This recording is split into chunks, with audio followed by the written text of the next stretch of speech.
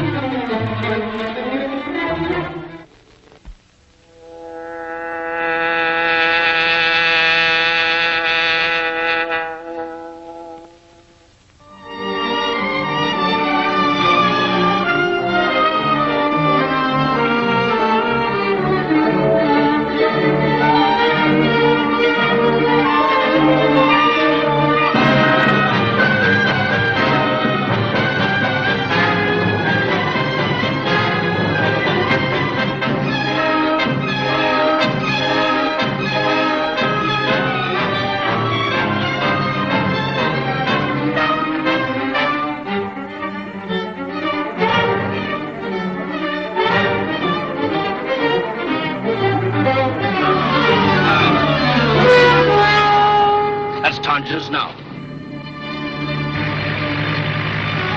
Give him plenty of time to bail out and get in the clear. I know. Don't fire right at the plane. We want that shell to explode about 500 yards above and behind it.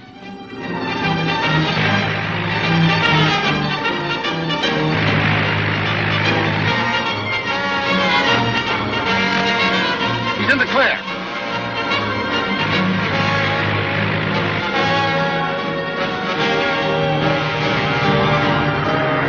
There's another plane up there. Yeah, but he's got no business being there. Fire that gun before Tonja's plane crashes.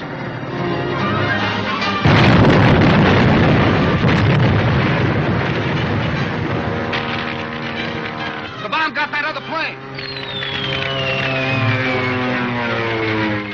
You stay here and guard that bomb.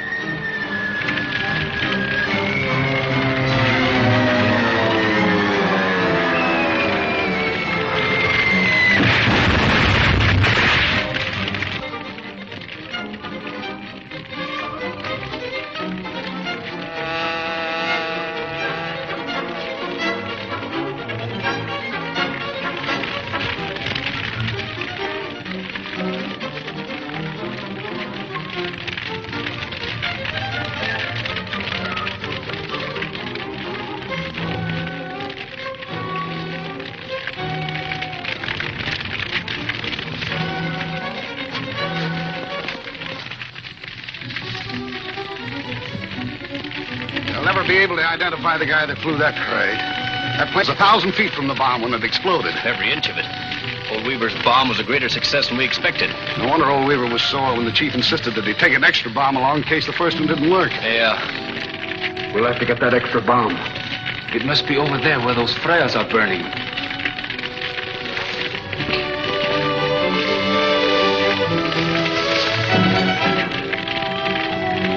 The bomb must be there with that gun. And only one man guarding it.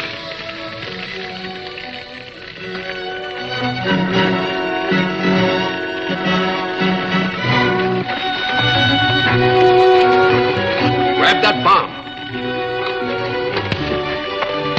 Smash the ignition on that truck so they can't get away with the gun.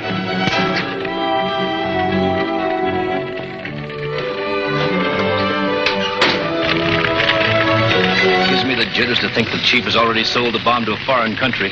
But he'd have it tried out on me.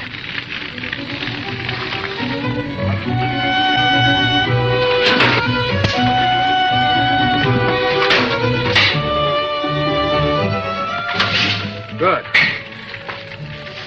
Green Hornet. They've got the bomb.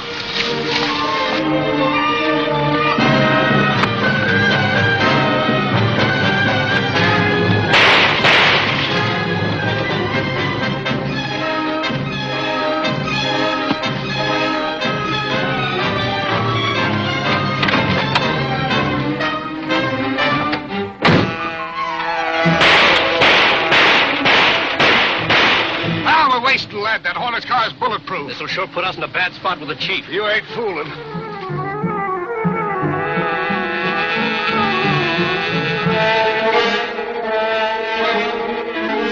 Where are we going? Home, where you're going to carefully analyze this bomb. It should prove most interesting. And after that, it will mysteriously find its way into the hands of the Federal Bureau of Investigation. They will be much surprised to receive it. They'll be more surprised when they read the note explaining its destructive force and the fact that it's being manufactured at the Grimbold Steel Company for a foreign government. Men who are so disloyal to their own country deserve harsh treatment. Don't worry. They'll get it. That has cost us $1 million getting away with that bomb. I can't see how. We can make more bombs, can't we? How can we? Weaver never gave us the secret formula for the magnetic force that makes it so effective. Can't we put the pressure on him and his partner, Bedlow? If we can find them. Frank's just reported that Bedlow and Weaver have both disappeared. Not bad if I do say it myself. Miss Frances Grayson, aluminum products heiress, who recently returned from Europe to take over her inheritance, is so impressed with the product they are manufacturing that she is having built with great secrecy a special aluminum sport plane for her personal use. At a cost of $300,000. Holy crow. Miss Grayson stated...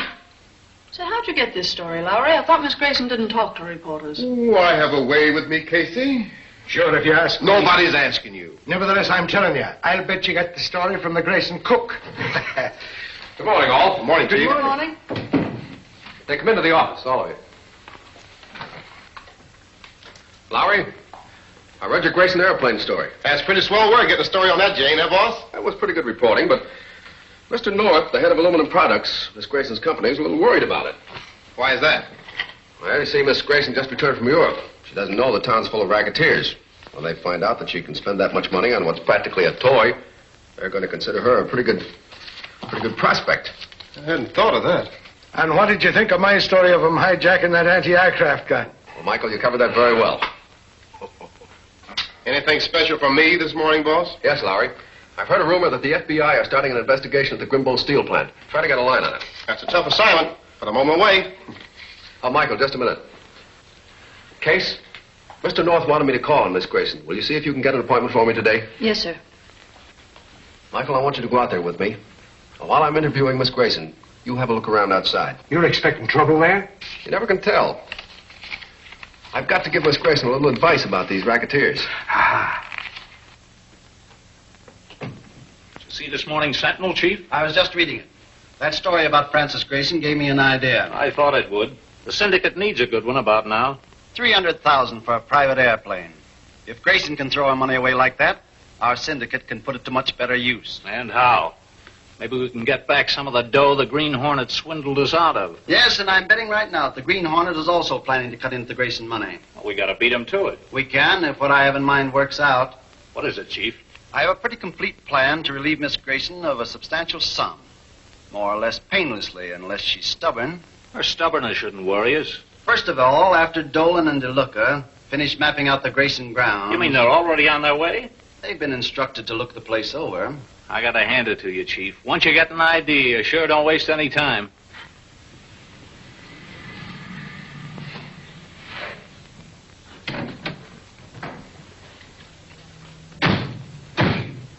Find a gardener or a chauffeur or somebody and get him into conversation. Sure, and I'll talk his head off.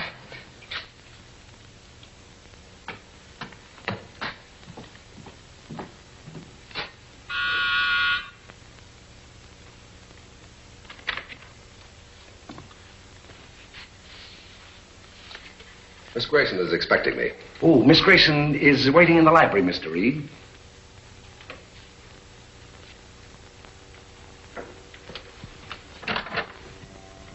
Mr. Reed. How do you do, Miss Grayson? I'm glad to know you, Mr. Reed. Mr. North of Aluminum Products has a great deal of confidence in you. He was most anxious that I should meet you. Mr. North is an old and valued friend of mine. He seems greatly worried about the story that appeared in your paper about my new plane. Yes, he told me about it. I want to apologize for running it. Apologize? Yes. But I really can't see what harm it could do. True, I was having it built in secrecy, but The danger is this, Miss Grayson. There's a vicious criminal syndicate operating in the city, and the fact that you are spending $300,000 on a plane for your private use might cause them to turn their attention to you. Of course. I should have thought of that. Well, I hope you escape their notice. But if any time anything unusual occurs, don't fail to call me. Any one of these numbers here will reach me night or day. Well, thank you, Mr. Reed. And I'm sincerely grateful for your interest. Well, it's been a pleasure, Miss Grayson.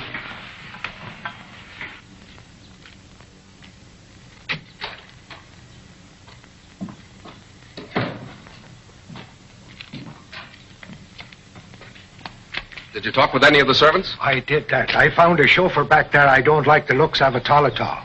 All right, Michael, stick around. But be sure to call me at the office before 6. I'll do that, sir.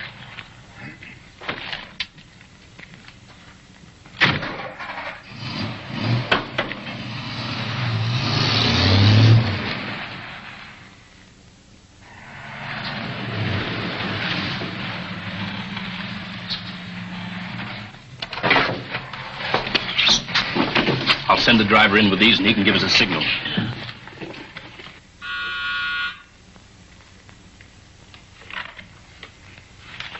Box flowers for Miss Grayson. Sign here.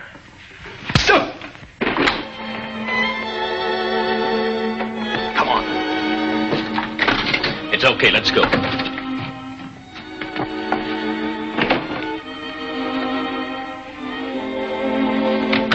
There's an entrance to the basement around here somewhere. Get the butler down there and lock him up. Bodine, go outside and find the chauffeur and the gardener and take care of him. But no gunplay. Just tie him up and lock him in the garage.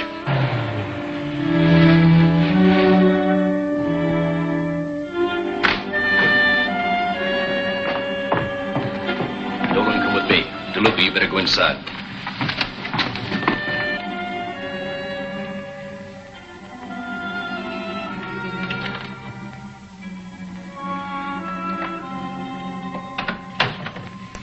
Nobody in the library. You take a look around if there is. Okay.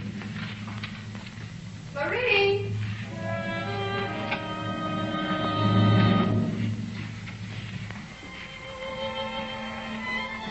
Marie!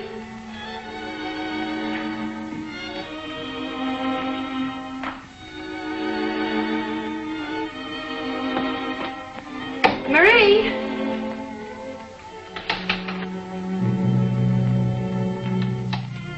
Marie! Just save your breath, lady. Who are you? What are you doing here? Now, there's no cause for alarm, Miss Grayson. Marie!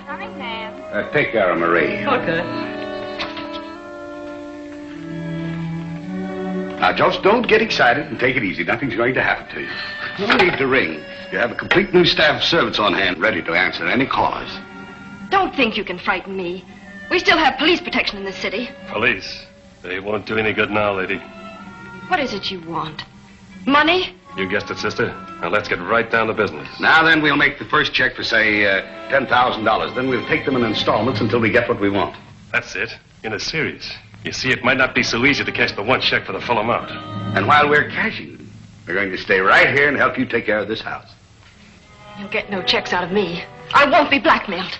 We have plenty of ways of making you change your mind, Miss Grace, so you better think it over. Even if I did give you a check, my bank wouldn't pay out that amount of money without verifying with me by phone. We thought of that, too. You see, when the bank telephones, the young lady we have here with us will tell the bank that it's all okay.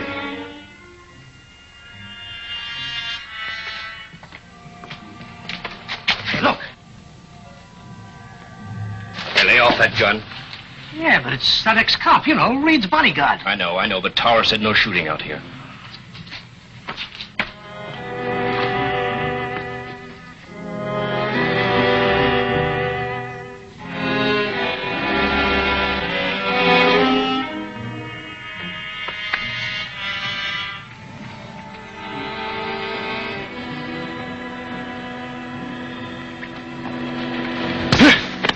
Get his gun. We'll tie him up and hide him inside.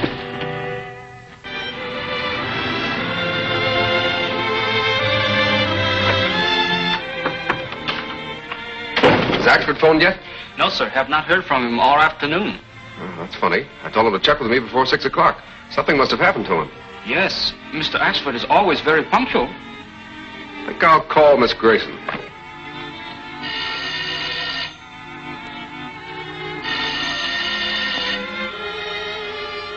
Hello? Yes, this is a Grayson residence. One moment, please. Britt Reed's on the phone. He insists on talking to Miss Grayson. Tell him Miss Grayson will be here in a minute. Please hold the wire, sir. Miss Grayson will be on the phone in a moment. Thank you. Am I talking to Miss Grayson's butler? No, sir. This is the second man.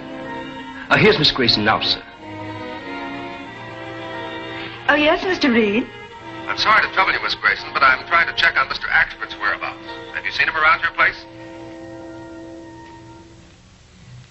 Oh, Mr. Axford left here about 4 o'clock. I'm sure of that because I heard him talking to the gardener about the flowers just a little while before then. You're sure he was there at 4 then? Oh, quite sure. I see. Well, thank you very much, Miss Grayson. It was no trouble at all, really. Goodbye. Oh, did I put it over? You were all right. Well, thank you. Now go upstairs. Take care of that dame. Oh, all right. She says Axford was there at 4. If he had been, he would have called me. Yes, it is not like Axford to forget, Mr. Britt. There's something wrong there, Cato. Yes, Mr. Britt? The woman I talked to is not Miss Grayson. Perhaps the police should be notified. No. If that gang has moved in and taken Axford and Miss Grayson prisoner, that's a job for the Green Hornet.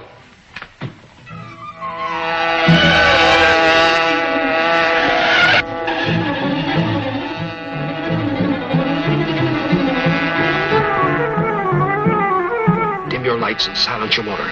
Then pull in among the trees near the bridge.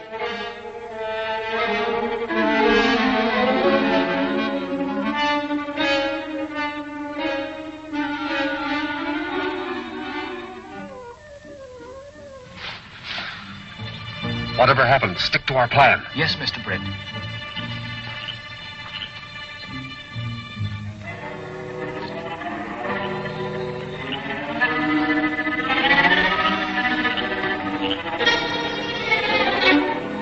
Hold it! Where do you think you're going?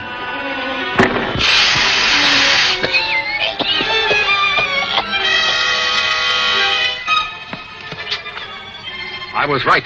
He's one of the gang. Then they have taken over the entire house, and our friends are prisoners. Yes, undoubtedly.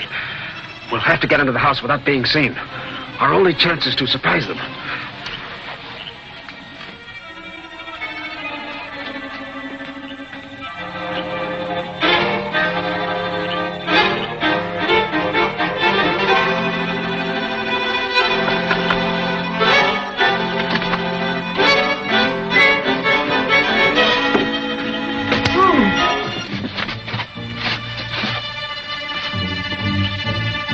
We don't know how many are inside, I'll look for Miss Grayson in Oxford. You call the police. Where's their telephone? There's one in the garage. I noticed a wire today.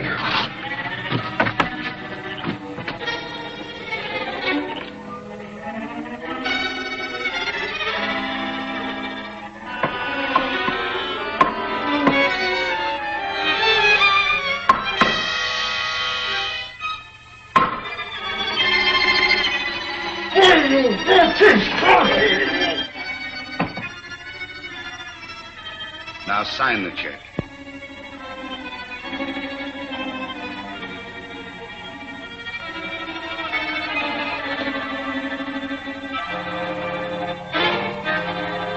Very clever, Miss Grayson, but I'm not exactly dumb. Why, what do you mean? Make out another check and sign it as you did this canceled one, with your legal signature. Don't sign that, Miss Grayson. The Green Hornet. Keep your hands away from that gun. Miss Grayson, get behind him. Pull that gun out of his pocket. Now, toss it in the corner. Get out to my car. It's under the trees near the bridge. Where do you think you're going? Turn off the light, Miss Grayson, and run!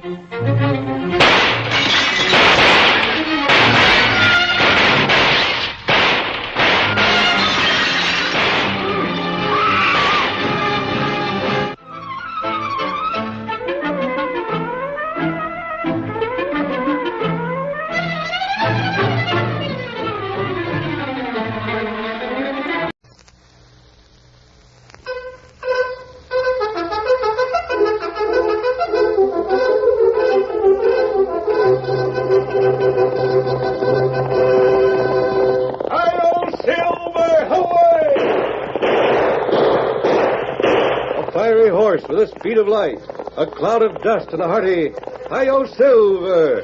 the Lone Ranger.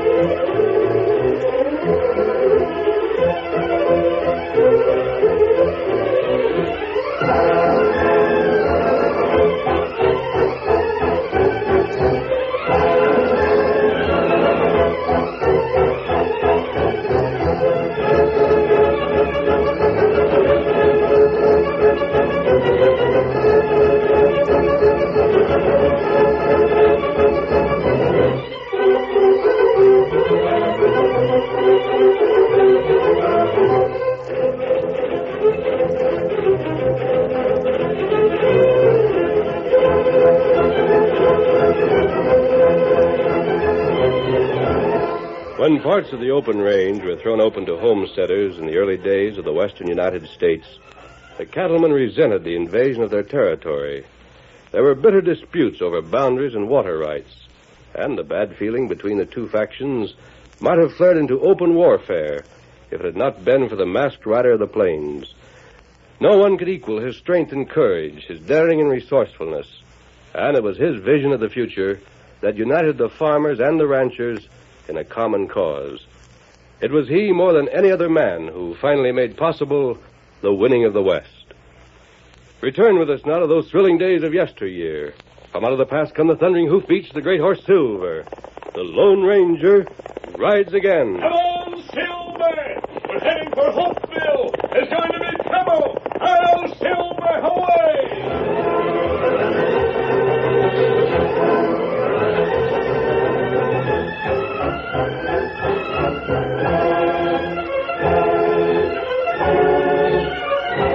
The Lone Ranger had disguised himself before entering the town of Hopeville And as the stage drew up in front of the express office, he stood with Tonto on the edge of the crowd.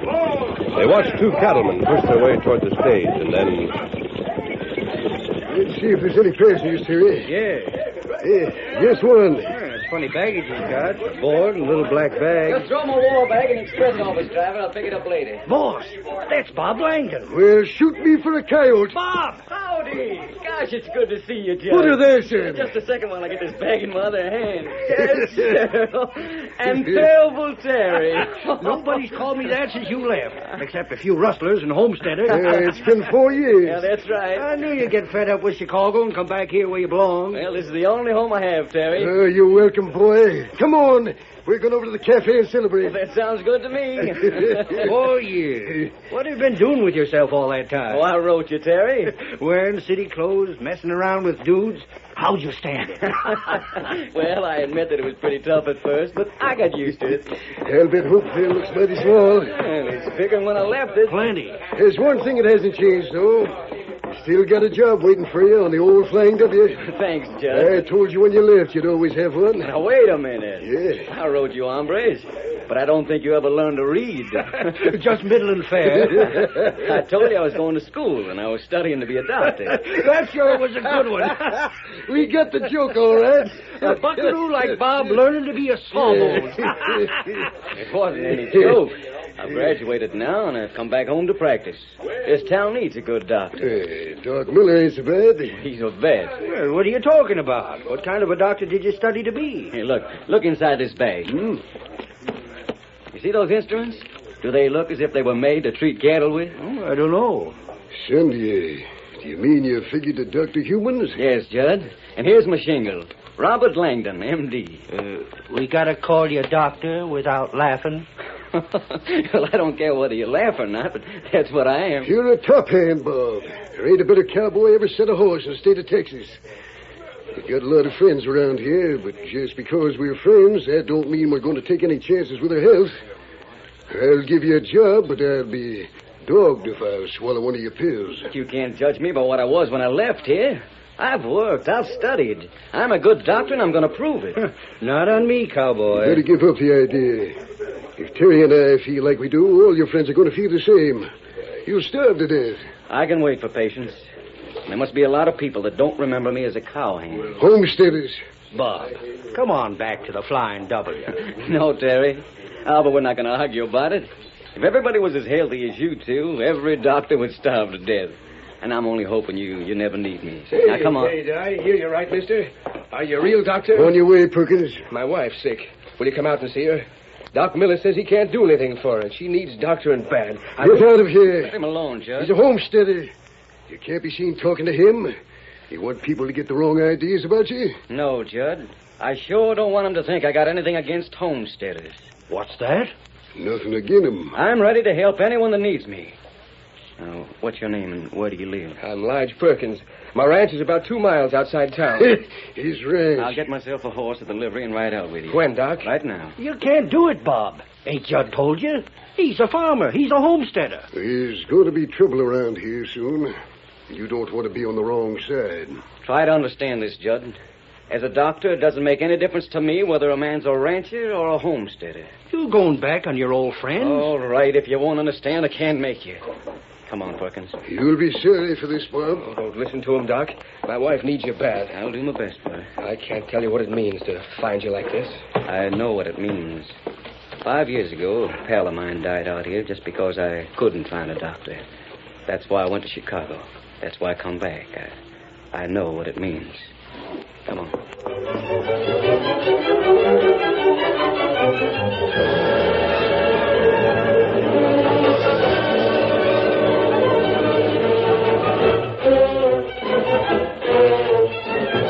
The doctor found Mrs. Perkins in a serious condition, and he paid her many more visits before she was able to leave her bed. At last, however, he was able to pronounce his first patient completely cured.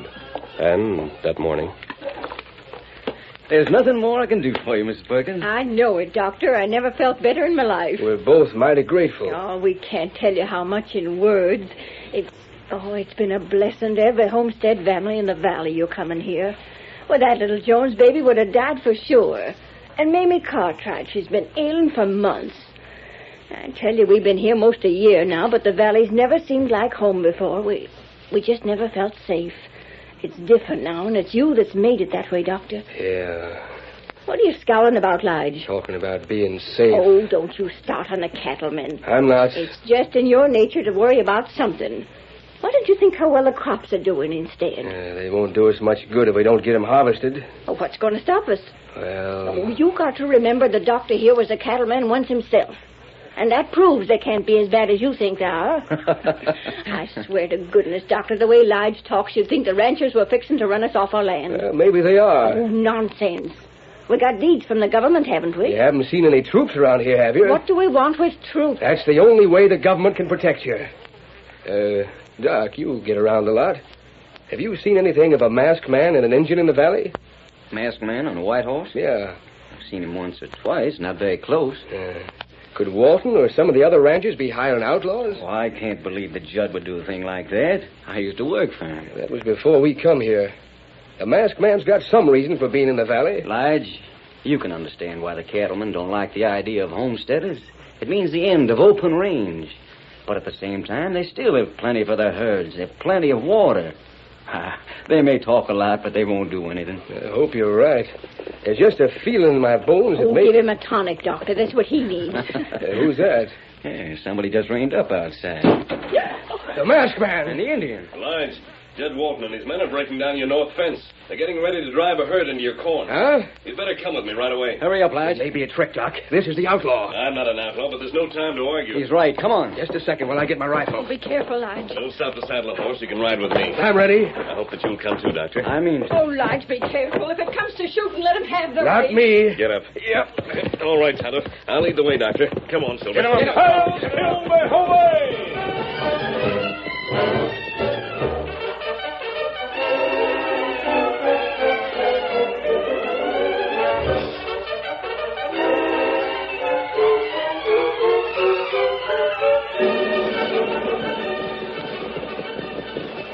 There they are. Look at them. It took me 6 months to build that fence. They haven't started to drive the cattle through. They won't either. Lige, let me talk to him. That's my property, and I'll have my say. Rein up, masked man. All right, you mavericks. Get away from that fence. Get back on your own land, or I'll pour hot lead into you. Listen to him. Hey! Maybe that'll show you I mean business. I'll come closer next time. Take it easy, Lige. You taking sides with that mangy farmer, Bob? He's trying to prevent trouble for both of you. You're breaking the law, Judd. Call off your men. We got our own law. We don't stand for fences. Lige is here to protect his property. He's ready to fight it out, and we'll back him up. I got 10 men here. There's just 3 of you, count the engine. There's 4 of us. You'd pull a gun on your old pods? I'll have to borrow one from the masked man to do it, but Lige is in the right and you're wrong. If you're going to make this a showdown, I'm fighting with him. Thanks, Doc. What about it, Judd? I'll give you a warning, Perkins. There isn't room enough in this valley for homesteaders. If you want to live, get out of here. It's my land, and nobody's going to drive me off it. All right, boys, get the herd moving. He can't drive us out. I'm going to get all the farmers together. We'll keep our fences guarded night and day. If it's war, we'll fight to the last man. Judd's heading for the ranch house. I'm going after him. You're going to try and reason with him? Yeah. Do you mind if we come along? You called your horse Silver, didn't you? Yes. And the Indian's name is Tonto. Not right. I'll be glad to have you. And that lies, though. Don't worry, I got work to do. Come on, masked man. Get up there, boy. Come on, Silver. Get him up, Scout. You're wasting your time. Hail, Silver, away!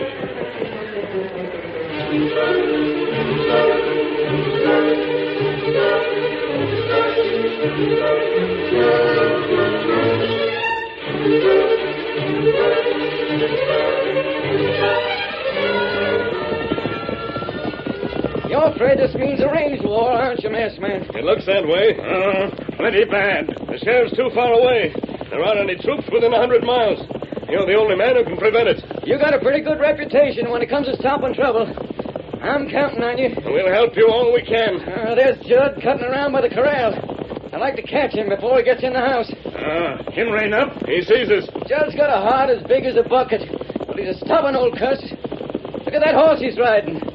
Look about the time he's having with him. It plenty mean. It's worse than that. He's a killer. Every cowboy on the spread has tried to make Judd turn him out, but he won't do it. Just stubborn. Judd doesn't have the strength to handle him. He won't admit he's getting old. I'll show you, you ornery cayuse. Try to throw me with it. I Hi, Judd. What do you want now? Just a little talk. Now, look here, Judd. Those homesteaders are nice people. You'd like them if you got to know them a little better. I'd rather make friends with a rattlesnake. Oh, you're afraid if the government moves more homesteaders into the valley, you won't have enough range of water. But that won't happen. The government knows what it's doing. There's plenty of room for everybody that's here. You heard what I told Perkins. I'd get off that horse if I were you. Yeah? He's getting ready to buck. Let him buck. And that's another thing. I'm not in the habit of taking orders from outlaws. You ordered me off Perkins' land. Look out. Hey, hold him, Judd. Ah! He's down. That horse is gone from you. Kill him. Come on, boys. Hand him, Silver.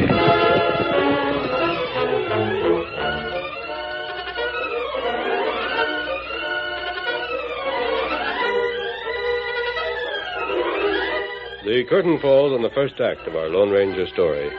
Before the next exciting scenes, please permit us to pause for just a few moments.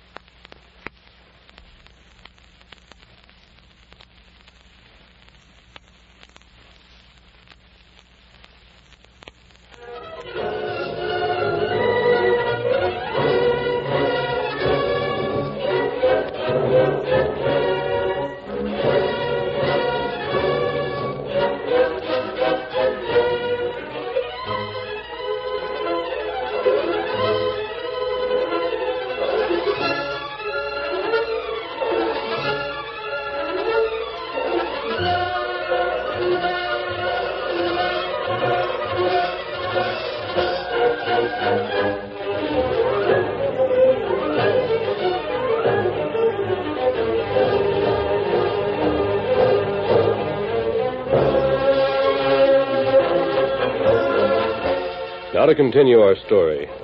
Judd Walton was thrown from his horse, and the bronco tried to kill him. But the Lone Ranger and Silver charged between them. The great white stallion reared to meet the flashing hoofs of the outlaw and knocked him off his feet. Judd's life was saved, but he was unconscious from the fall, and the Lone Ranger carried him inside the ranch house. Tonto raced back to the Perkins farmhouse for the doctor's bag, and then, half an hour later... He'll open his eyes in a second. My head. Now, don't try to move, Judd. You've broken a couple of ribs. What? Take it easy. All bandaged up. What happened? Your bronc threw you, and then he tried to kill you. He would have if it hadn't been for the masked man and that white horse. I never saw anything move so fast. The masked man, I guess I better take back a few things I said. The doctor says you'll be all right if you don't leave the house for a while. Doctor? You really are a doctor, aren't you, Bob? It'll be dogged if I ain't proud of you. One of my boys. And don't bust out crying, Judd. It won't do your ribs any good. Who's crying? You take care of yourself, son. I am, too. No, I mean it. We cattlemen don't have any fight with you. The same thing goes for the masked man and the Indian. I'm taking it for granted they're your friends. But if those homesteaders don't move, we're going to wipe them out. If you stand with them, that goes for you, too. Judd, with the Bar D and the Circle X, you got close to 50 men. Over 50. You outnumber the homesteaders 2-1. That's what I'm telling you. But that don't make any difference to the masked man. They're in the right. We got our own ideas about that. They're in the right, and he'll fight for them. The odds don't make any difference. Then let him die if he wants to, but He happens to be the Lone Ranger, Judd. You mean that? I do. And what's good enough for him is good enough for me. I'm stringing along with him. Yes? Well, what I said still goes. You'll die. All three of you. You're a stubborn old cuss. Now get out of here, Doc. You've made up your mind, so the next time you see me, go for your guns. I'll be here tomorrow to put a fresh bandage on those ribs. No, you won't, Oh, my side, That comes from talking too much. Meant what I said. You'll die. All three of you.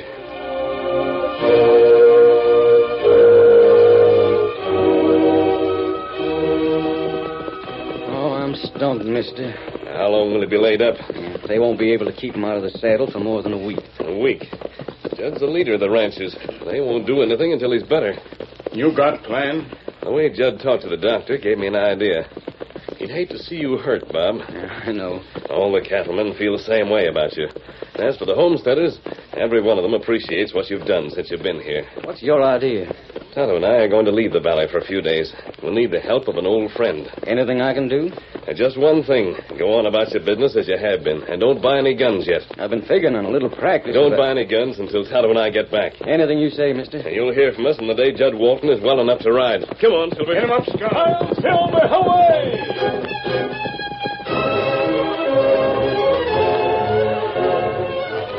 A week passed, and the farmers worked their fields. The cowboys rode herd, but both homesteaders and cattlemen knew the truce was only temporary. The war would start when Judd Walton rode again. One morning, the day began with the ominous sound of Indian war cries floating down from the hills. At noon, Judd called his men together and... Here, shut up, boys, and listen close. Rather, you and Billings will have the men here at 3 o'clock. We'll get going right away. Get all the bullets you need. Make sure you're ready. Where are we heading first, boss? I've got word that as soon as they know we mean to attack, all the farmers are going to get together at Perkins' place. He'll send his wife away, and that'll suit us fine. We're not going after women and children. But there won't be a man alive tonight unless they throw down their guns and agree to our terms. What about Bob? He'll take his chances with the rest of them. Get ready. At that moment, Lige Perkins stood on the porch of his home, a 6-gun in his hand. Is that the signal? Yep. It'll be here in less than an hour. I'll saddle Bessie for you, and you can ride over to the Cartwrights. No. You got it? I won't. This is my home. Nobody's going to make me leave it. It's my fight as much as yours. You can't stay here. We've fought together before. Some of you are sure to get wounded, and I can help that way. I can Hey. What? A chance to keep the doc out of it. Tell him he's needed in here with you so we can have some place to bring the men who are hit. I've been trying to think of something. We'll meet him at the line. You'll be safe in the house, and so will Doc.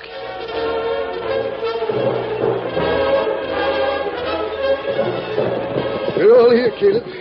You ride with me. Mount your broncs. Boss, that sounded like the masked man. Where? There he is, coming like the wind. Hold it, men. Maybe the farmer sent him. Maybe. We ain't made any secret of what we're going to do. We'll listen to him anyway. You figure they're giving up? Yes, only... Only what? Only it don't sound like a Lone Ranger do that. Judd! Another minute, you'd have been too late. I may be too late now. What are you talking about? Bob Langdon has been captured by Indians. The doc? He was riding along the South Trail. A war party rode down from the hills and surrounded him. Which way to go? Back to the hills. You'll have to hurry. Come on, men. The doc's been captured. Follow me.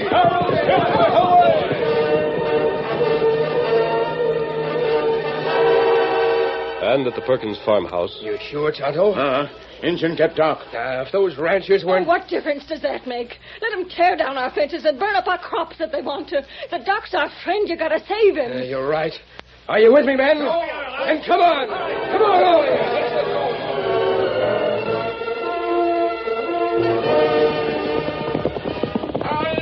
There's Tonto, Judd. He's brought the farmers with him. We don't need them. I heard that, Judd Walton. When it comes to that, we don't need you. There are over 100 Indians in the party. Every one of you's needed. If the doctor means anything to you, he'd better forget your grudges and fight together. Not right. Well, Last man's talking sense. I didn't say he wasn't. But this is for Bob and nobody else. You're right. If those redskins hurt him... We'll show him. Get up there. I'll Silver, away!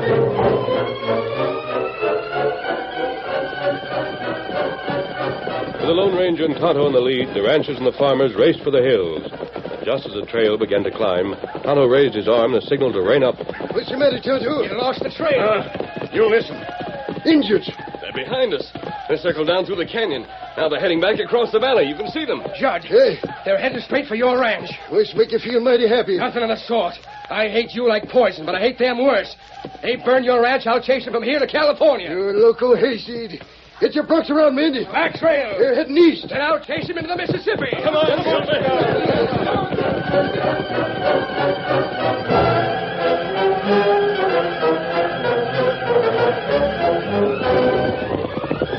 Look now. Hey. They're cutting away from your ranch and riding for Perkins' farm. Yeah, Maybe Judd paid him to do his dirty work for him. What's that? They'll burn my crops in the house. The law won't be able to touch you. Are you still traveling with us, Judd? Yes, man. Will you tell the Cecil that we got law in the West?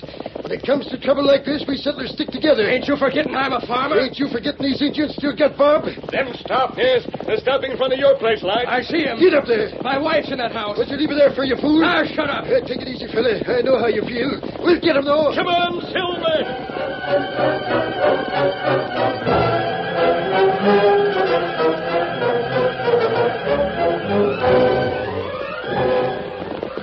They've gone on. Here, we gotta stop and see about Perkins' wife. Of course. He didn't stay long, Lige. She's all right. Oh, boy. Mary! Coming, masked man. Right with you. Mary! Hello, Lige. Well, boys, did you have a nice ride? What a nice ride. She's all right. Come on. We can't forget the dogs. Wait a minute, Mr. Walton. If you're looking for Dr. Langdon, he's in another room. We gotta get... Huh? Somebody asking for me? What? Doc, didn't the Indians have you after all? Yeah, they captured me, but they decided to leave me here before they started for home. Come on, Lige. We're not going to let them get away with raiding this valley. I'm with you. Wait a minute, Judge. You too, Lige. Those Indians are friends of the Lone Ranger. I don't think he'd like it if you chased them anymore. What's that? What's going on here? Those are Chief Thundercloud's men. Thundercloud don't live around here. They was painted like Apache. I know, but that was part of my plan. Plan? I don't get it. Gather around, boys, and hear the story. I think they'd like you to explain, Master. I got a question that'll start him out. Where have you been ever since that day you saved my life? Tonto and I rode to Thundercloud's village. The chief and 100 braves came back with us. We've been camped in the hills for the last 2 nights. Yeah? This morning, Tonto brought us word that you were well enough to ride. We knew what that meant, just as all the rest of you did. Yes, I'd most forgotten what... We knew the signal Lige had arranged, so when he fired the 3 shots, the doctor took a ride along the south trail. The Indians captured him, and Tonto and I brought you the news. Is that clear? Yeah, it's clear, but... What was the idea? I ain't so fond of riding that I like to go chasing 10 or 15 miles just for the fun of it. And we hadn't brought that message just when we did. Half of you would be dead now. That's true, Judd, and you know it is. So it was just a trick to stop us. It was a trick to bring you to your senses. Suppose there had been a war party of Apache. Well? Together, farmers and cowboys and ranchers, you might have had a chance against them. Split up, and you wouldn't have. Well, sure, that's what I said while we was riding. When there's trouble, we settlers got to stick together. I was glad to hear you say it. And now, Judd, the first thing I want you to admit is that you cattlemen don't need any more range or any more water. Can't say we do. You admit it? Yes, I admit it. In other words, there's plenty of room for both farmers and ranchers in the valley. Do you have to pin a fella down like that? Yes or no, Judd? Yeah. I'm only asking you this, then. You've learned the quality of the men who followed Lige today. Wouldn't you like to have them around in case Geronimo and his Apaches really do raid the valley?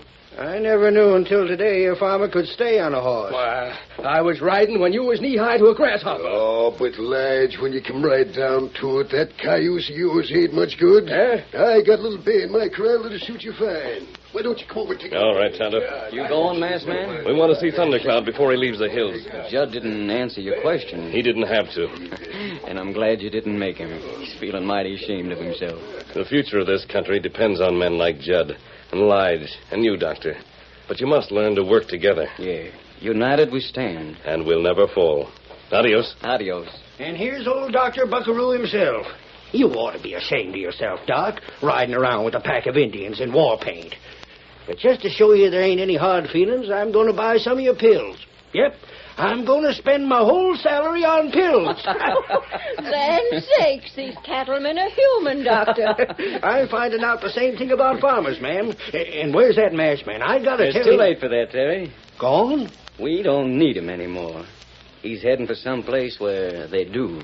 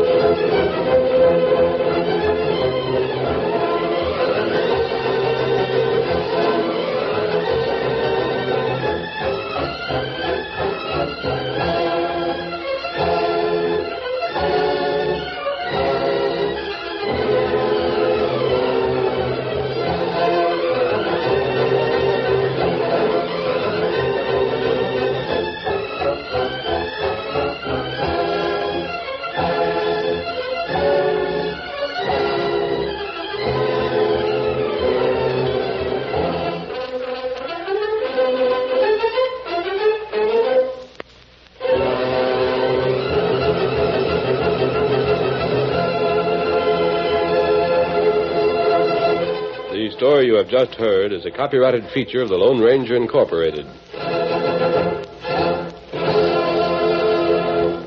Presenting the transcription feature, Superman. Up in the sky! Look! It's a bird! It's a plane! It's Superman! And now, Superman, strange visitor from the planet Krypton, who came to Earth with powers and abilities far beyond those of mortal men, and who fights a never-ending battle against crime and injustice, disguised as Clark Kent, mild-mannered reporter for a great metropolitan newspaper. When we last saw Kent, he had assumed the familiar costume of Superman, and, red cloak flying in the night wind, was speeding to the rescue of Lois Lane, star girl reporter, an unwilling passenger on a streamlined express bound for San Francisco. Walter Huffman, a dishonest dealer in jewels, and Hu Ling, his Chinese henchman, watch her constantly from an adjacent drawing room. But even as Superman spans the miles like some giant bird, the suspicion that all is not right creeps into Huffman's mind. As the train roars into the night, he and Hu Ling talk softly. Listen.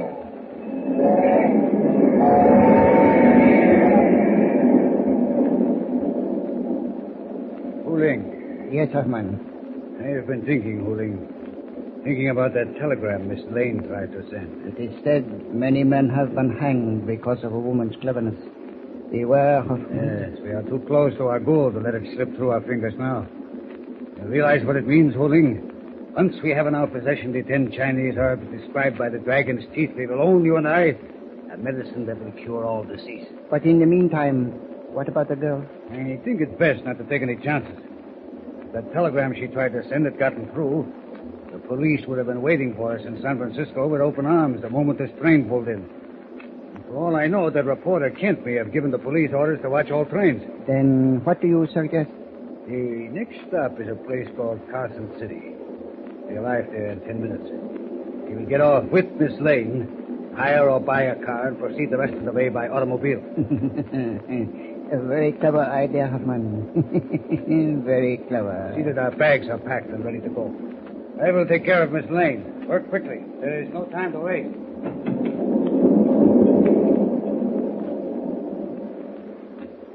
Meanwhile, high above the dark countryside, a figure leaps forward in curious flight, following the thin ribbons of steel that wind in and out of mountainous ravines and over towering trestles.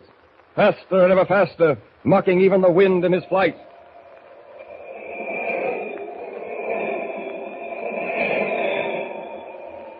I hope this isn't a wild goose chase. No, I'm certain it isn't. Lois never sent that wire ordering me back east. It was a fake.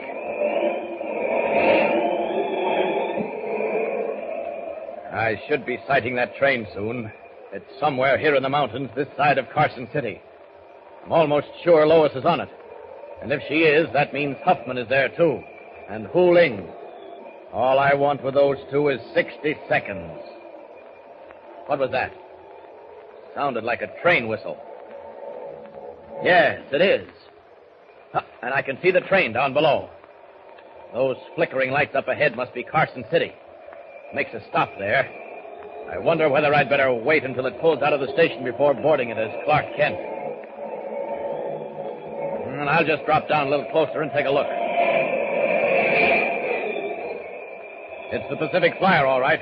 The only train they could be on. I suppose I could get aboard now as well as any other time. Down! Down! Oh, just caught myself in time. There's a brakeman swinging a red lantern on the observation platform. Lucky thing he didn't see me. Well, now I'll have to wait until she pulls out of the station. Maybe it's best. She's slowing up.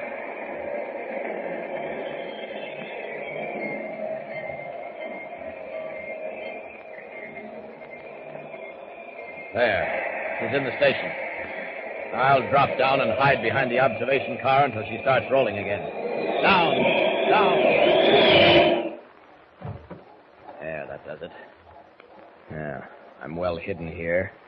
And the moment the train starts, I'll swing aboard. Lois will certainly be surprised to see me.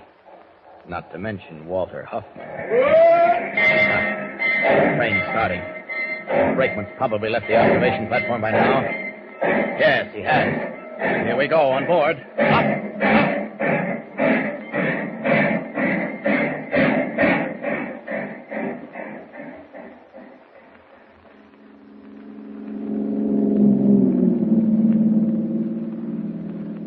Hello, Huling. I have a feeling we did a wise thing leaving that train at Carson City. Certainly no harm was done. Well, it won't help you, Huffman. Nothing will help you. Sooner or later, men like you and that Chinaman in the back seat gets what's coming to them. You must not lose control of your temper, Miss Lane. The sun is hot, and we have a long trip across the open plains. 300 miles. Conserve your energy. It is said that anger is poison to the blood. Oh, if you don't stop telling me what's said, I'll... Oh, what's the use? There's no sense trying to talk to either of you. You're not human beings, you're beasts. Those are very unkind words, Miss Lane. Have we not treated you with the utmost courtesy? Of course you have. Telling everyone I was crazy. Well, that, unfortunately, was unavoidable.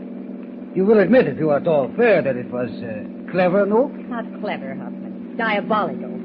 You've got the mind of a devil, Huffman. You are very complimentary, Miss Lane. I do not deserve it. You deserve everything that's coming to you, and more. And you'll get it. Perhaps. You better close that window, Miss Lane. The dust is blowing in. You were warned about that. Remember, the man you bought the car from said there might be a dust storm. You're not worried, are you? No, not the least bit. Good. I admire women who have courage. Yes. It does seem to be blowing up. Keep your eyes open for road markers. We don't want to lose our way. Oh, this is your little party, Huffman. Keep your own eyes open.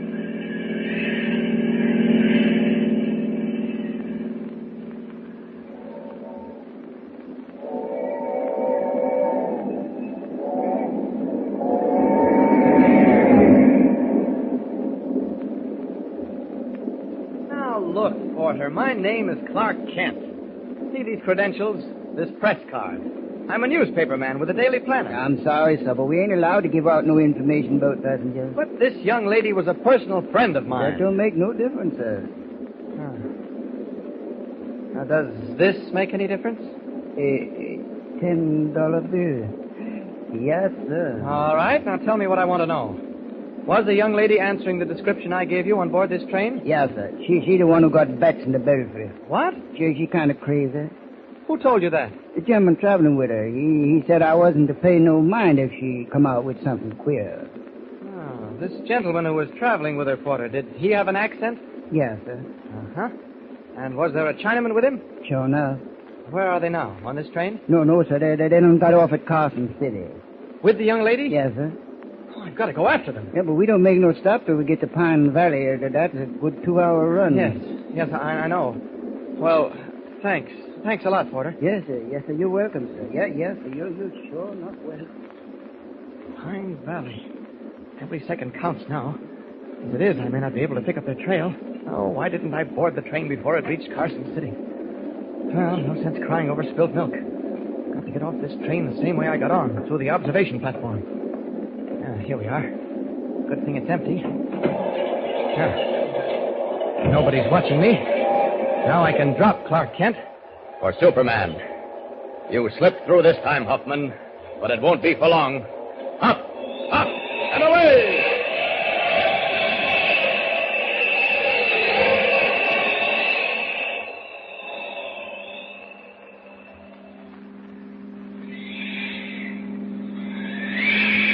Dust storm is getting pretty bad.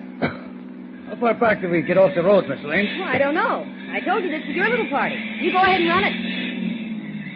I can't see with the dust blowing against the windshield.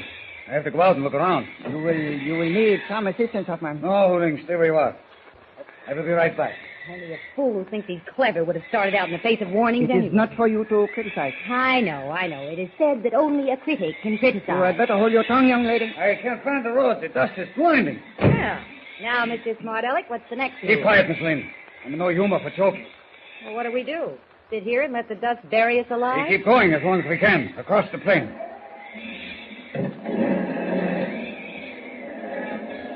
Well, if you'd listened to that man back in Carson City, you wouldn't... Why must we be subjected to her, Huffman? Must she continue with us? No, you wouldn't dare. Who can tell? Well, maybe it'd be better if we turned back. Back where? I've lost all sense of direction. There's nothing but dust and more dust, and that wind Oh, but how much longer can we keep going this way? For all you know, we're moving in circles. I told you to keep quiet. First, by the minute. What happened? The car stalled. We are carrying too big a load. What does that mean? It means we cannot continue carrying so big a load. Do as I suggested, Huffman. Oh, no. No. I am sorry, Miss Lane. There is no other way. Oh, no. No, you can't leave me here in this storm. I'll suffocate. The dust... There's no choice. The car must be light. But I'm not very heavy. It is not you alone. Hu Ling must remain behind, too. You do not mean that, Huffman? I mean it. With only one in the car, there may be a chance. It's not human. Oh, please. Please don't leave us behind, Huffman. I have helped you get the jail, Huffman. It is because of Hu Ling that you have the dragon's teeth. I know, Hu Ling, but there's nothing else to do. No, you cannot do this. Put down that knife, Hu Ling. I have a gun. If one must live, it will be Hu Ling. You struck him on the head. It was my life or his. I'll carry him out and leave him here with you. You'll be all right shortly. Step from the car, Miss Lane. Oh, no. No, please. Step from the car. Hoffman. Goodbye, Miss Lane. And good luck. Oh, no. No. No, come back. Come back. Come back. Come back. Lost in the blinding horror of a dust storm, Lois, panic-stricken, watches the car vanish into the night. Alone, with only the unconscious Hu Ling crumpled at her feet. Can Superman find her on the endless prairie? Don't forget to tune in next time for another thrill-packed episode with Superman. Tune in the next thrilling installment of the transcription feature, Superman. Up in the sky, look! It's a bird! It's a plane! It's Superman! Superman is a copyrighted feature appearing in Action Comics magazine. So I've walked blindly into the trap, Captain X set for me like any simpleton. And I've sent Lothar and that boy to their death. A horrible death. A life crushed out of them by tons of water while this submarine was deep beneath the surface. And now they want to gloat over what they let me do. So Captain X and Alex Jefferson are waiting for me, are they? I don't think they're going to enjoy their next meeting with Mandrake the Magician.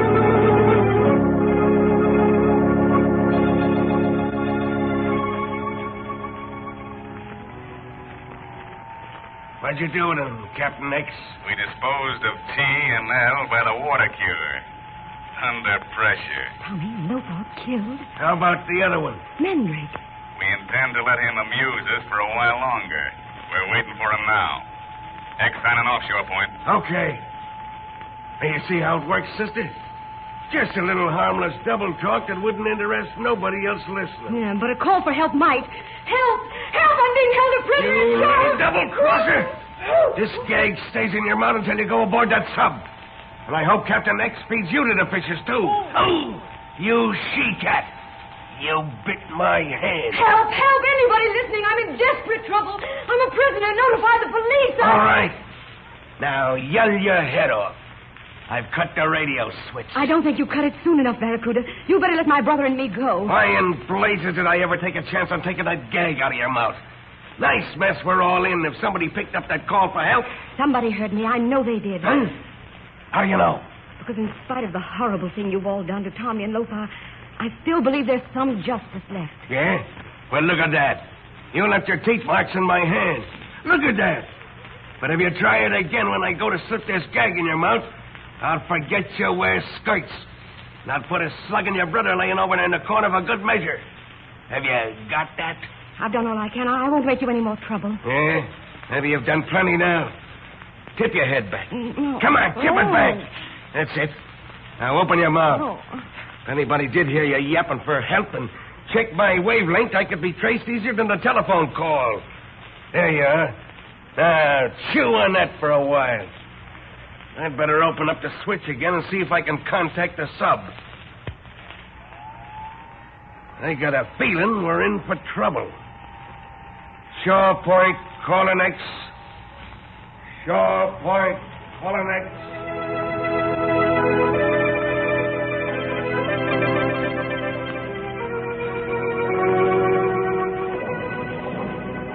But in the radio room on the submarine, Captain X has cut the switch on the radio and is watching Alex Jefferson bind up Pilot Dorfman's gunshot wound. Dorfman lost a lot of blood, Captain. If the blasted fool hadn't been snooping around my door, I wouldn't have mistaken him for Mandrake and fired at him. It sounds like he's coming around. Yeah, he's coming around. Your bullet smashed his shoulder. He'll live, but he won't use his arm for a long time. Not much use as a pilot, eh? No. He needs a doctor. No doctors on this sub. Too bad I didn't shoot straighter. You mean you wish you had killed Dorfman? That's exactly what I mean. But he's your number one pilot. He's become my number one liability. You're a cold-blooded proposition, Captain X. We can't afford prisoners or wounded men, Jefferson. Not in this game we're playing. No, I suppose not. Well, what are you going to do with Narda and her brother Sigrid after they're brought aboard here tonight by Barracuda? Get rid of them permanently. Well, Narda's a very beautiful woman. She's a spy working with Mandrake. Yes, I know, but... In war, spies are shot. And this is war. I suppose it is. And I allow no one to interfere with my plans. You understand that, don't you? I had no intention of interfering. Then don't go soft over a pretty face. In this game, you'll live longer if you don't take any chances. I know. And I think you're taking chances right now. How? By letting Mandrake roam this submarine at liberty. My dear Jefferson, there are eyes watching every move Mandrake makes. He can't do any harm. He's helpless. Mandrake is never helpless. What do you mean? He has an uncanny knack of wiggling out of tight corners. Why not shoot him and be done with it? I warn you, it's safer. Forget it. I want to show Mandrake how little his cheap tricks mean against the power that I command. I want to see his face when I tell him that he himself sent Lothar and that kid Tommy to their death. And look upon my face, Captain X. Mandrake! Look upon it well, both of you. It may be the last face you will ever see. How did he get in here? I didn't hear the door open or close. I warned you. You know, you're really an amusing fellow, Mandrake, with your parlor magic. So? Do take a rabbit out of your hat. Or produce a bowl of goldfish from under your cape. I might furnish you with a good dinner in return. Before I send you to join Lothar and your young friend Tommy. You deliberately stood by, didn't you, Captain X, while I sent Lothar and that boy through the escape chamber to be crushed beneath tons of water, didn't you? That was your own idea, Mandrake. Of course, you thought Pilot Dorfman was still under your hypnotic control and would obligingly bring this sub to the surface. But you defeated yourself there. Who's that in that bunk? Dorfman. You see, in trying to frighten us with your parlor tricks, you've exposed your presence on this sub. I took a shot at you. I know. My bullet hit Dorfman. The shock must have broken your hypnotic control. He told me about your plans to save your friend. Where was this sub when I released Tommy and Lothar from the escape chamber? Tell Mandrake, Dorfman. Come on, Dorfman. Obey orders when you're spoken to. Well, he won't obey many more orders if you take what little life he has left out of him. Mind your own business, Jefferson. I give orders here. And I expect to have them obeyed as long as there's a drop of blood left in one of my men. Come on, speak up, Dorfman. Tell Mandrake where this sub was when he released Lothar and Tommy. Deep beneath the surface. So deep I could feel the mud on the ocean bottom, dragging at the keel. A few more fathoms would crush our steel plates. Oh! Satisfied, Mandrake? Quite satisfied. You see, your two friends never had a chance to even reach the surface, let alone the shore. No, they never had a chance. You make it very easy for me to do what I have to do.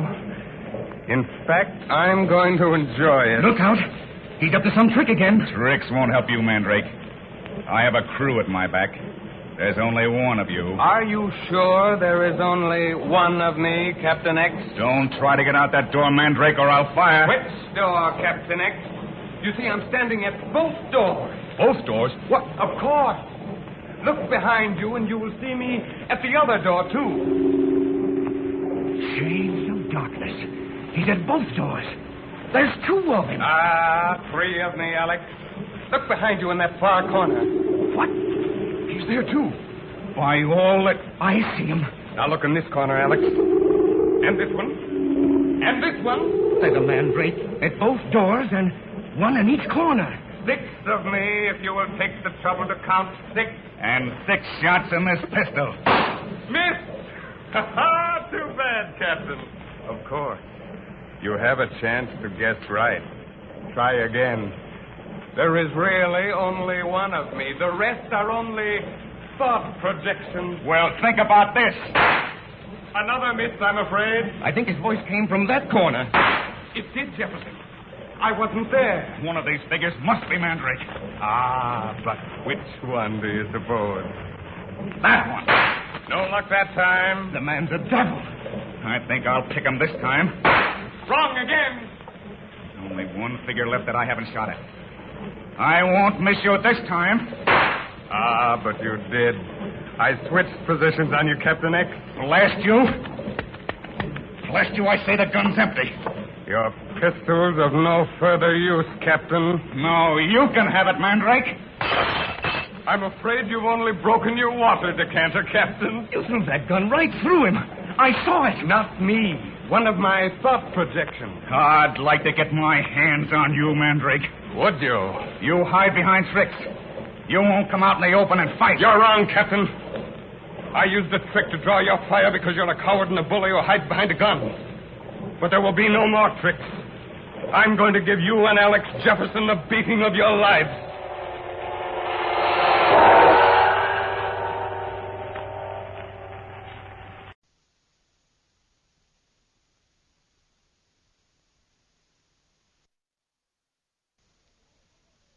It's 8:30.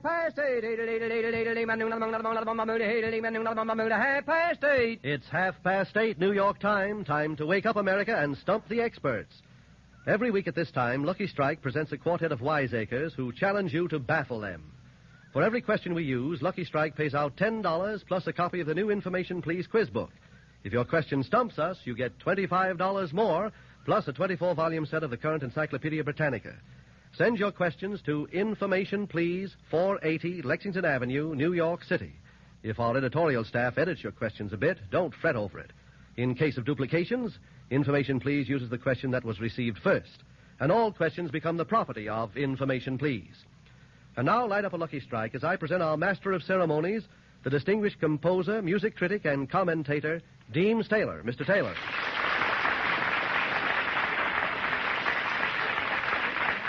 Ladies and gentlemen, that slight rattling noise that you may have heard just now was merely myself preparing to fill the shoes of Clifton Fadiman for one consecutive performance of Information Please. Appearing on this unrehearsed and uncoached program tonight are our three regular experts, John Kieran, authority on sports, cooking, ornithology, or what you will, Franklin P. Adams, conductor of the New York Post's famous column, The Conning Tower, and authority on everything else, and Oscar Levant, whose vast store of musical knowledge has long been a source of amazement and annoyance to friend and foe alike. We also have a guest, John O'Hara, novelist and playwright, whose latest, the musical comedy Pal Joey, is packing them in at the Ethel Barrymore Theater at this very moment. Remember, for every question that is missed, Lucky Strike rings up $25, which is paid out to the sender, plus 24 volumes of the Encyclopedia Britannica. And now, gentlemen, on your marks. Our first question comes from Leonard Lyons of New York City. And we have to get 4 out of 4 on this. It's about columns. What is the name of the column written by H.I. Phillips? Mr. Kieran. The Sundial. Any particular paper? The Sun. I mean, in New York. Oh, in New York, yes. Damon Runyon. Damon Runyon. It's just Damon Runyon, is it, with a picture with glasses on? Well, it has a picture with glasses on, and it probably is Damon Runyon, but it also has a title. It's, My God, I don't want Leonard to get a set of encyclopedias. Might help him. But I could ask you what's the name of Mr. Lyon's column. But, I know that. Lion's Den. Yes, but unfortunately, that isn't one of the questions. No. We want to know the name of Mr. Runyon's column. Speaking out? Speaking for myself? Not exactly. Perhaps we'd better go on to the next and come back to that. Mr. Walter Lippman's column. Mr. Adams. Today and tomorrow. In the New York Tribune, and I don't know how many other papers. Yes. Walter Winchell. Mr. O'Hara. Broadway. Your Broadway and mine. It used to be called. No, there's Walter Winchell on Broadway. That's duet by Mr. Adams and Mr. O'Hara was correct. Now we still have Mr. Runyon's column to name. Mystic, I'm sure. No, I don't Something like As I See It, or As Damon Runyon Sees It. I don't think he has a title. Well, I'm afraid that that is going to cost Lucky Strike $25 instead of the Encyclopedia Britannica. The name of Mr. Runyon's column is The Brighter Side, as all of you gentlemen instantly recollect. I'm sure. That must be pretty embarrassing for Damon. It's embarrassing for us to see him. Well, I think it was more embarrassing than Lucky Strike, if you ask me. Now, our next question, of which we must get 2 out of 3, comes from Mary Cole of Marshall, Illinois. In what work of fiction or the theater does the jury consist of members of the audience? Mr. Levant. There was a play presented by Al Woods called January the 16th, the night of January the 16th. By? By, Damon Runyon. No. No, Mr. Adams. It's still not Damon Runyon. I don't know who it's by. Well, I think it was Mr. O'Hara? Bayard Veillé, wasn't it? Right. The night of January 16th by Bayard Veillé. Between you, you're utterly correct. I'm glad I didn't know it. I couldn't pronounce Bayard Veillé's name anyway. Well, that... In what work, and also in what work of fiction or the theater, does the jury consist of the ghosts of disgraced Americans? Mr. Levant. I wasn't here. I'll take a guess. I better not. I was going to say the play by Philip Barry, but I better not. I think you'd better not. Ah. Oh, you don't know how you'd better not. A play by Sidney Howard. Mr. Levant, play by Sidney Howard. Well, that's a brave effort. You know which play I mean. But do you? It's about Ethel Barrymore was in it. Well, she's in practically all plays that are... Only one play of Sidney Howard. Good. Well, unfortunately, this isn't a play by Sidney Howard. Thank you.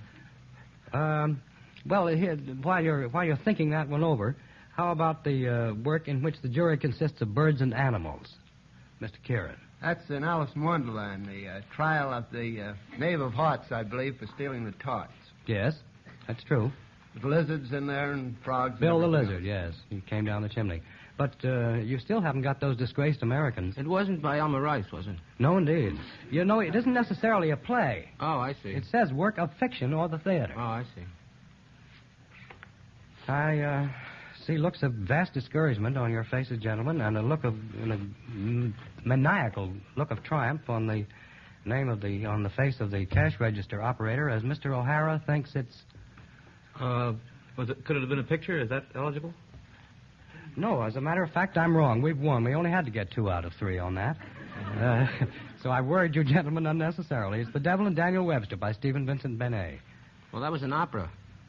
Subsequently. Well, subsequently, but it was originally a poem. Now one comes from Beverly Hills, from Marvin C. Park.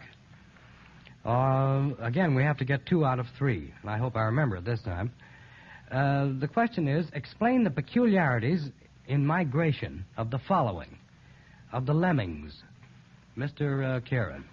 Well, the lemmings migrate occasionally when they become overpopulous in a district, and nothing gets them is allowed to halt their migration, and the story is that a great many plunge into the sea and are drowned. I'm not so sure about it. Myself, I never investigated. Lemming is a small animal belonging to the mouse family. Do you know what part of the world? Mr. O'Hara. The Rats of Norway was written about them, wasn't it? I believe it was, yes. Yes, they're supposed to be Scandinavian rodents. At intervals of 5 to 20 years, a whole generation goes and leaps into the ocean. The Baltic Sea, I believe. Into the Baltic Sea, yes. Now, what about eels? What's peculiar about their migration, Mr. Kieran? The eels migrate to the ocean to spawn, and they never come back. As a matter of fact, the life cycle of the eels is still a mystery to ichthyologists. And, meaning fishermen. Well, they're taken up by the fish experts, although they are a little different from the ordinary fish. Well, if they never come back, how do we have any eels? The young come back. Oh, the young come back. Well, that's about the only fish that does alternate between fresh and salt water, isn't it? Oh, no. Some other fish will run up the rivers as far as fresh water. Just for a drink. Now, the peculiarity of the Arctic tern. The tern, Mr. Karen? Well, there's nothing peculiar about it except the distance. It probably makes the longest migration of any bird or animal or insect in the world. It nests in the northern polar regions and spends the winter at the other end of the world. Well, that's rather a trip, isn't it? I suppose Not that's for a turn. Oh. I suppose that they think one good turn. Well, now the next one concerns people who hit the jackpot twice.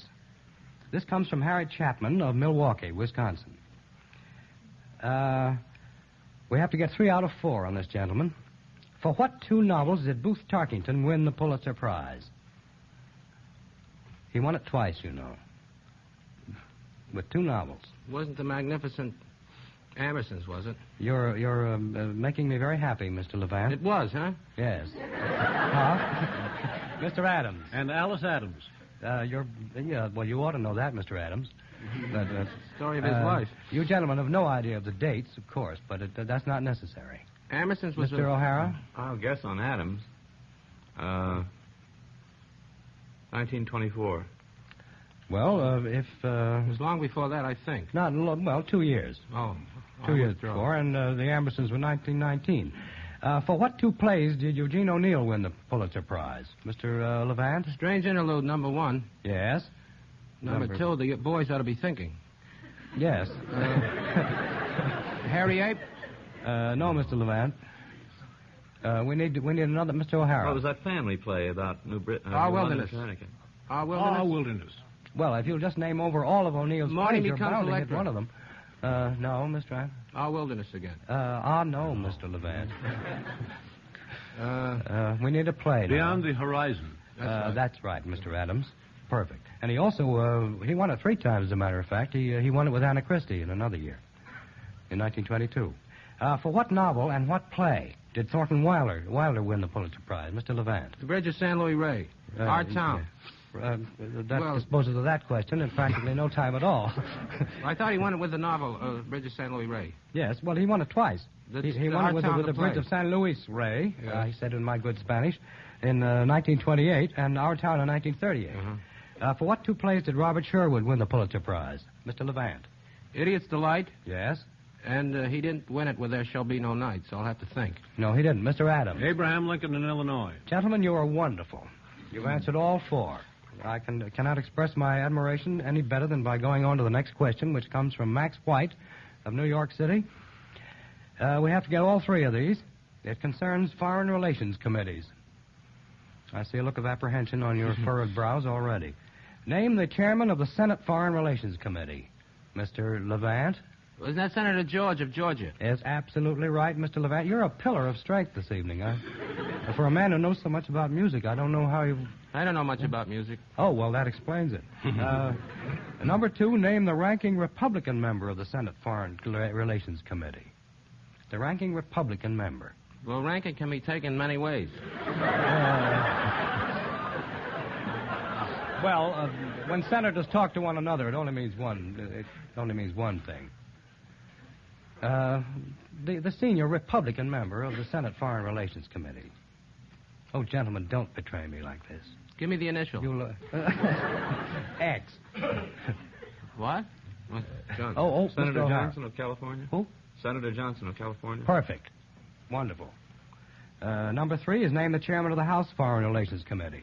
Mr. Levant. Hamilton Fish. No, Mr. Levant. You said the House. I did say the House. Well, I'm glad I'm wrong in a way. Mr. O'Hara. Mr. O'Hara. Mr. Martin of Massachusetts.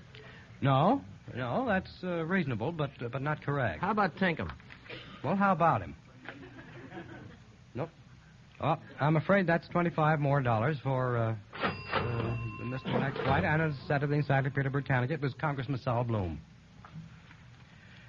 Now, we're going to have 3 proposals, and you have to identify 2 of them. They're from 3 plays. Now, here's the first. I've only got a minute, maybe less than that. I love you. I know it's awful sudden, But in a minute, it'll be too late. Let's elope. Let's get out of here. But wait a minute. You don't know me. I know you better than those other girls. You can make corn muffins. And you're darn cute looking. And I love you. But I don't know you. Mr. Levant. It's of the icing. Right. Corn muffins tipped it. Note, leave out corn muffins next I wouldn't time. have known. Here's the next one. Play. I will not marry you. I will not marry you. Oh, you will. You will. I tell you no. I tell you yes. No. Yes. Before it is too late for repentance. Yes. When did all this happen to me before? Are we two dreaming? No. We're... Oh, go on. and you have said pardon no. me, company. That is all. Well? Well, I made a mistake. You do not love me. It is false. I love you. Gentlemen? Was Private Lives wrong? Private Lives was utterly wrong, yes. Mm-hmm. It's a much older play than Private Lives. Older? Oh, years older. I won't even think that. Well, I saw it when I was a senior in college. Well, that is from Man and Superman.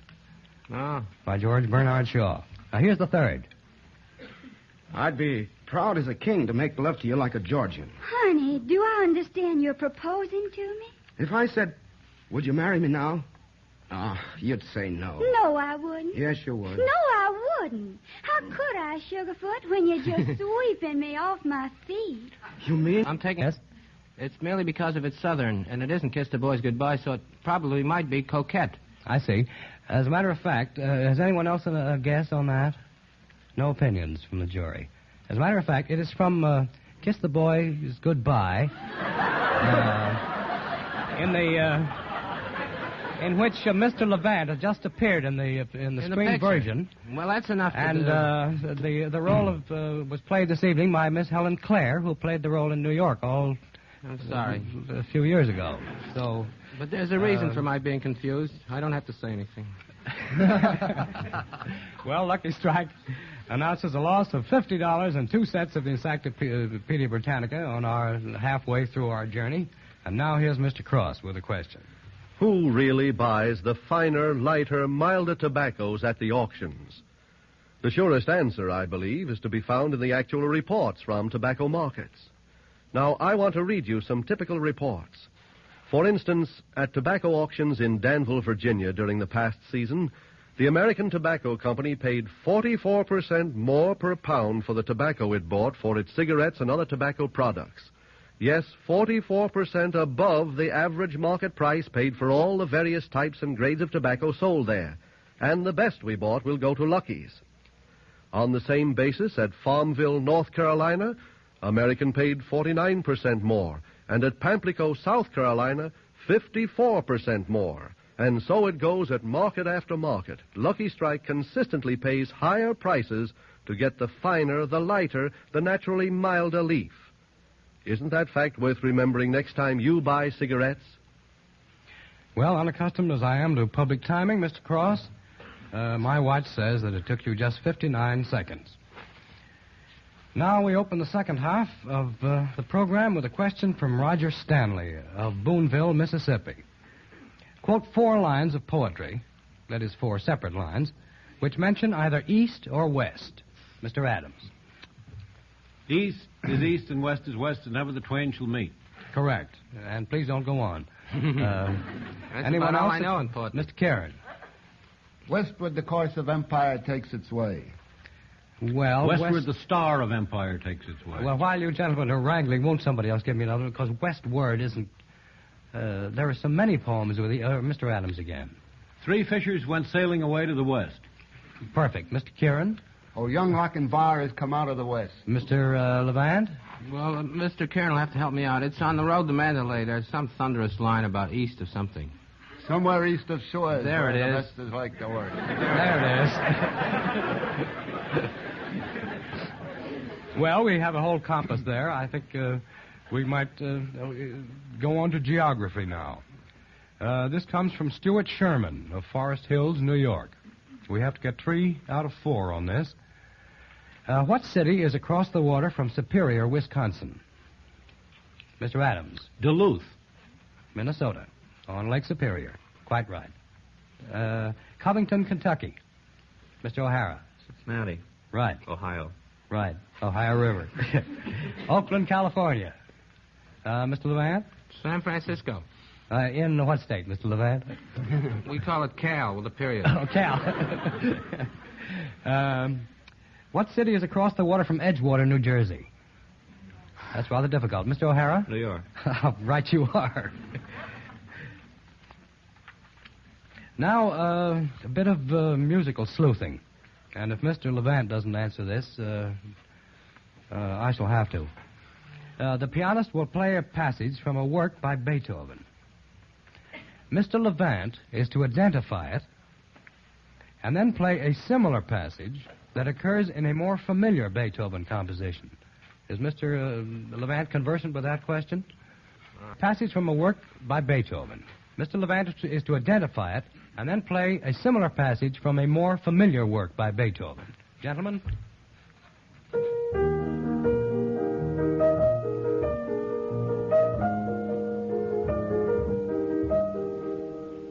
It's by Beethoven.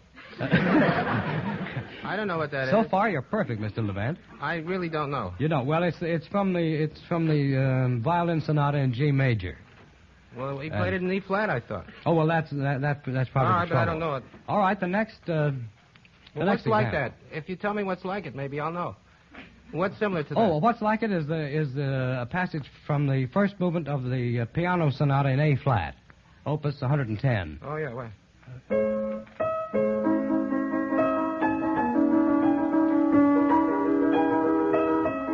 I'm playing the 16th notes twice. I know. Well, you win on a post-mortem. All right, the next selection.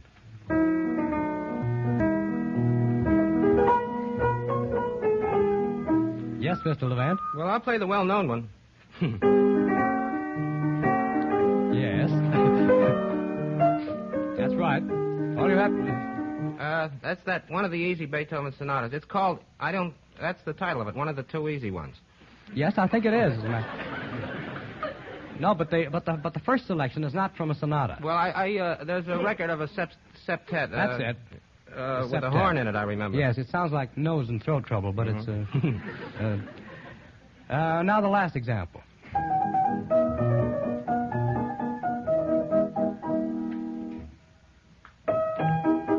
What?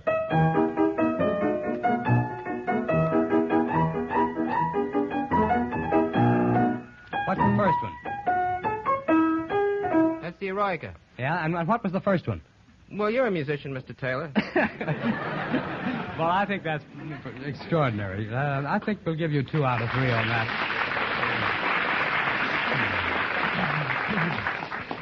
Now, here's a single question that has to be answered at a gulp. It comes from Saul Gertz of Brooklyn, New York. In a Major League Baseball game, and this is a fact, the batting averages of the entire losing team were the same after the game as they were before it began. Explain how this could happen. Mr. Levant. If the times at bat, if it was 500. Oh, no, I'm wrong. I was thinking out loud again. You know what that is. Oh, never do that. Never think out. Never think, as a matter of fact. Mr. Kieran is so exhausted by... A legal game, is that? Oh, yes, it's a game that actually occurred. And the batting averages of the members of the losing team were the same after the game as before the game. Mr. O'Hara. Well, I don't know very much about baseball, but I think this would do it.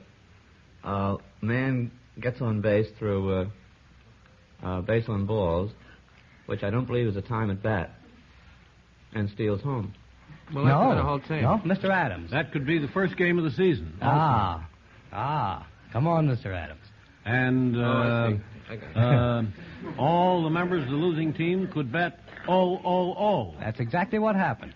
Bob Feller pitched the game absolutely on the opening it. of the season. Yes. A no-hit game. In the opening game of the season of April of 1940, Mr. Feller pitched a no-hit game against Chicago. And the batting averages of the players being 0-0-0, it remained the same after the game.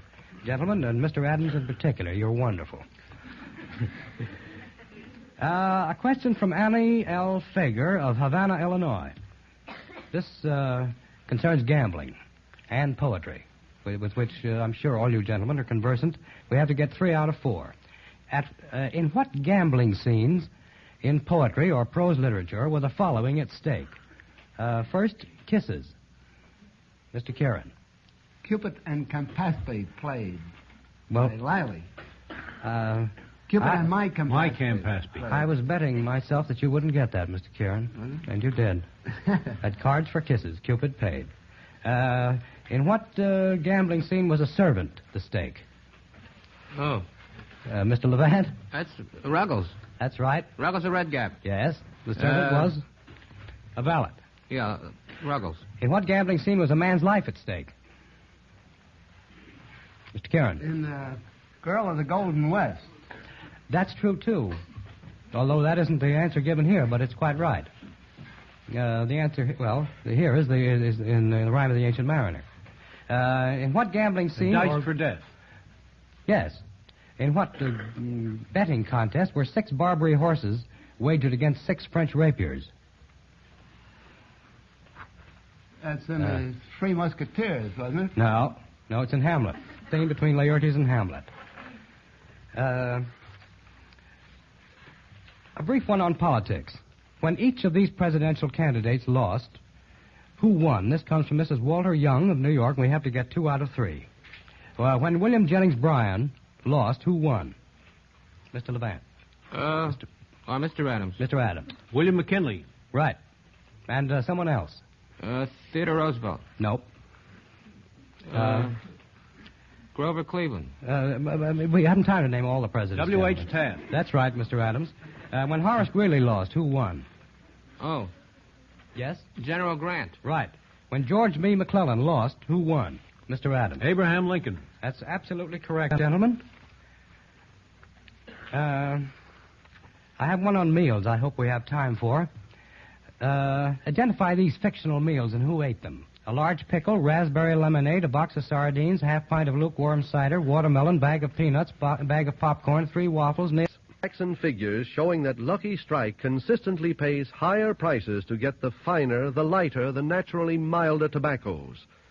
Now, I want to point out that many independent tobacco experts were present at those markets. They saw just what kind of tobacco Lucky Strike selected. And this is true at thousands of auctions all over the country. The independent tobacco buyers, auctioneers, and warehousemen are in a position to observe just who buys what tobacco and the prices paid. So here's a fact that surely says a lot to every smoker. Sworn records show that over twice as many independent tobacco experts smoke Lucky's exclusively as smoke all other cigarettes combined.